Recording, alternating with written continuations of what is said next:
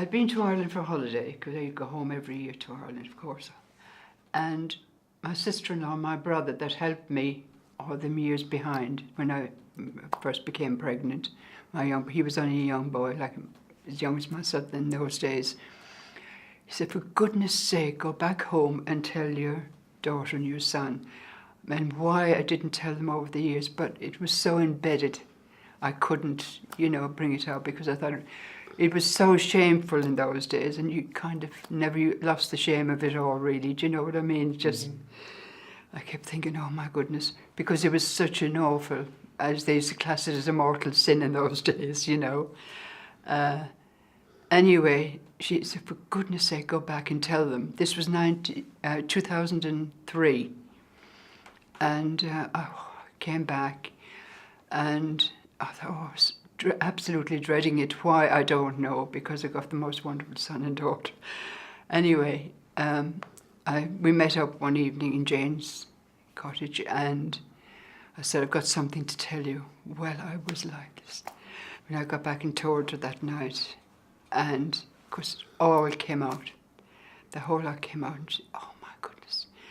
But I thought they'll never speak to me again, But of course, I couldn't have been more wrong. They were Jane was straight away on the internet, yes. And she tried to find out everything, because, I don't use the internet, I haven't a clue. She knew straight away where to go and what to do and everything. So that's how it all started, telling them. This was, I think it was about September 2003, I think it was at the time. So I'd kept it a secret from 1952, 1955 when I left the Ross Gray. I kept it a secret until 2003. My immediate reaction was I felt really sorry for her, because my grandson was the same age then, 2, 3 at that age, when Anthony would have been 3 when he was obviously adopted. And I thought how sad it was, very, very, very sad. Oh. So I just threw my arms around you, didn't I? And I did know immediately who this child in the photographs were. She gave me such a cuddle, and I thought, what? I don't know. So anyway, she went off home, and I went into the attic to get the photographs out, because I still had them, hadn't I? Yeah. And yes, I did go straight on the internet, and didn't realise that adoption laws in Ireland were different from the UK, and how difficult it is to find anybody. So obviously Googled adoption in Ireland, came up with the website Adoption Ireland, who sort of run through a list of how to go about trying to trace people. So that's how it all started, really. I became aware fairly quickly after going on to the website that there was brick walls out there, yes, very much so. And literally they had I don't know what you call it, a list of steps to take in order to try and find any information. So that's how we started. I just went through this entire list, writing, actually making out I was mum, but writing on her behalf to all of the various agencies in Ireland. And things like that, but just getting blank responses and them telling me to try someone else. And actually, when you look at the letters that we got, it went round in full circle, and they sent us back to the beginning. Nobody would give us any answers. We'd been searching for about 18 months, and obviously Jane did all the work first. We still only knew the name Anthony Lee at that point. And I told a friend of mine the story, and she'd said, oh, I know Martin Sixsmith. Actually, we knew that Anthony had died at this point, that's right. Because we'd been sent full circle all the way back, we had to write to one of the nuns who wrote back. The records are kept in Cork, and she wrote back and said she had some information to share. Would I ring her? Would she ring? So Mum and I were together, and Mum rang the office, and she actually told Mum over the phone that Anthony had died, and that there was a plaque to him at Sean Ross Abbey in Rosscray. That's how we found out that he died. And that's the night when you got very upset and hysterical. I had hysterics. I actually didn't even know it was going to be a book. No. All I wanted to do was to find him. All I wanted, would Martin somehow find him for me.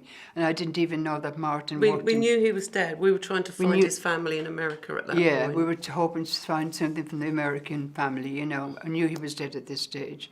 And Martin, having been a political correspondent for the BBC in Washington, had all the connections and literally found, we call him Anthony, Michael's partner I within call it, yeah. within a week, 2 weeks. He'd found His Steve, his partner. partner, and He found people that worked with him. yeah, He was almost giving up, wasn't he? He said in the book he was almost giving up until he met this one lady that worked with Michael Anthony.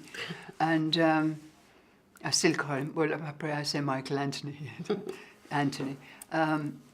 And he happened to bump into some lady that knew him very well, didn't he? Knew him very well and gave a smashing report about him and that, you know, so. Then I was so upset the night they took him away. All I could see, the last I saw of him was going down the drive, and he's trying to look back to see me, you know. I just absolutely went hysterical again. That was in the convent. And of course, they had no patience with you crying. Didn't have no time for you crying. But I mean, my heart was breaking, and what could you do? You know, you couldn't, you know. Anyway, I cried so much and carried on. I was crying away and carrying on so much. Can I have him back? And of course, couldn't have him back. I'd signed him away, and he was gone and gone to America. So you can't have him back. You can't have him back. I was hysterical. I couldn't stop crying for 3 days. I just thought, oh God, I'll never see him now, you know. If only I could put my arms around him for once and say, you know, that's how I feel about it anyway. Yeah. I found him, you know. All I wanted in the whole of my life was to find him and to know what happened to him. And I put him to rest. And at least I can go back and visit his grave now. And he had a good life. He was well educated, you know, and he didn't have, you know, he had tough times with the father, I believe, but I mean, he made his own way and he did well, you know, and that's all I can ask for really, you know.